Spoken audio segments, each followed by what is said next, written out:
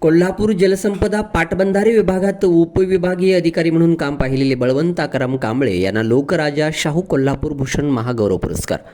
मुटकेश्वर गावचे रहिवासी बळवंत आकाराम कांबळे यांना त्यांच्या सेवेसाठी लोकराजा शाहू पुरस्कार देण्यात येणार आहे. 2016 साली ते कोल्हापूर पाटबंधारे विभागातून उपविभागीय अधिकारी म्हणून सेवानिवृत्त झाले. कोल्हापूर, गगनबावडा, राधानगरी, पन्हाळा या तालुक्यांमध्ये सेवा बजावत असताना शेतकरी हिताला प्राधान्य देणारे बळवंत कांबळे कर्तव्यदक्ष अधिकारी म्हणून सर्वपरिचित आहेत.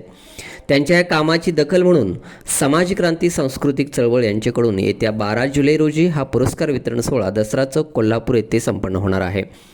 वैभव प्रदान आयोजित या कार्यक्रमास खासदार राजू शेट्टी, फरोज जैन पाटील, सामाजिक कार्यकर्त्या, ज्येष्ठ पत्रकार वसंत भोसले, RPIचे जिल्हाध्यक्ष दादा कांबळे, कवी व सुप्रसिद्ध विचारवंत नितीन चंदनशिवे, समाजसेविका कॉम्रेड मेघाताई पानसरे आदी मान्यवर उपस्थित राहणार आहेत. बहुजन न्यूज, अनिल कांबळे.